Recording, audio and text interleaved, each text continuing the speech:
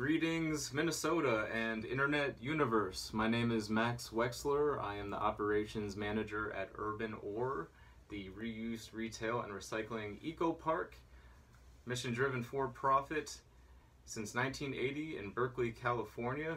Welcome to my office.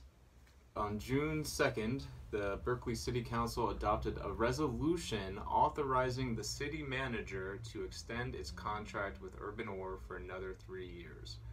Importantly, the new contract reinstates Urban Ore's salvage service fee, meaning that the company will be compensated for every ton that it rescues from the transfer station and then sells for reuse and recycling. The resolution was written by Berkeley's Department of Public Works and was passed on the consent calendar. It states that, quote, the new contract will allow the city to continue reduction of landfilling reusable materials and support the city's zero waste goal to reduce materials to be landfilled. In 2019, Urban Ore salvaged 824 tons from the Berkeley transfer station. So some history is that Urban Ore has salvaged in Berkeley since 1980.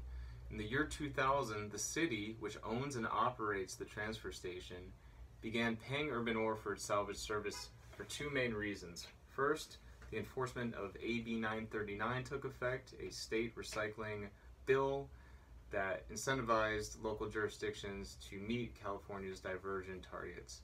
Second, Urban Ore was being forced to move to its current location after getting evicted from its former site. So the invention was elegant indeed. It recognized that reuse and recycling are not free. Just like any disposal service, there's significant costs of labor and capital, particularly labor in our case. And if the city pays X dollars to send 1 ton of material to the landfill, then doesn't it make sense for the city to pay at least X dollars to keep the same stuff out of the landfill? So now, many years later, the salvage service fee has been reinstated. And for the first time ever, and this is important, Urban Ore is getting the exact same amount, which is $47.74, as Waste Management is receiving from the city to dispose of it at the landfill.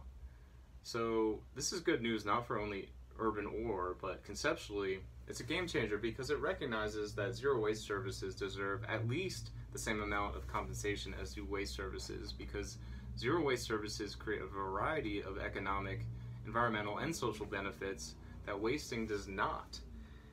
And actually, one can quite reasonably make the argument that zero waste services should be paid more than the alternative, with the cost of externalities and all that, but this is a good start. So first, economically, the city's landfill tipping fees decrease proportionally to our salvage service payments. In other words, what the city pays us, they would be paying to Waste Management otherwise, so it's a direct wash to the city. However, Urban Ore's goods and services create interesting economic multiplier effects that landfilling does not. For example, we provide inexpensive quality goods to our customers, thus saving the local community money and increasing the profit margins for other small businesses. For example, contractors buy lumber and vintage door hardware from us at the lowest prices available. A shameless plug, but true. We also pay out about $100,000 to customers annually in both cash and stored credit in exchange for dropping off high-quality items for us to resell. This process recirculates money and goods through the local economy, and little is exported. So, furthermore, as a for-profit business, in 2018 we paid $240,000 in sales tax, $116,000 in property tax, and $456,000 in employer taxes. In a normal non-virus situation, we employ 42 staff, which translates to 31 FTE. Environmentally, it's a big win that helps the city reach its zero waste goals. In addition to the resources that we salvage at the transfer station, we deal with thousands more tons of materials that are dropped off on our site annually. We also have a crew doing pickups from residences and businesses throughout the Bay Area. Our salvage staff are trained to identify hazardous materials at the transfer station and communicate with city staff to ensure responsible handling. That's in our contract. Last but not least, there are intangible but very real social and community benefits at Urban Ore. We serve as a stage for a vibrant community of artists, teachers, builders, collectors, environmentalists, hipsters, do-it-yourselfers, you name it. Our customers are from every socioeconomic background and are as diverse as you will find. It's a beautiful thing. In summary, the question for City Council was, with two equal cost options, how do we want to allocate the city's funds? We want to allocate it to urban ore, which generates all of the aforementioned benefits, or do we want to allocate it to the largest owner of landfills in the world, which involves a handful of people and some heavy equipment burying the same stuff in a landfill at the headwaters of an upland creek that drains into the San Francisco Bay?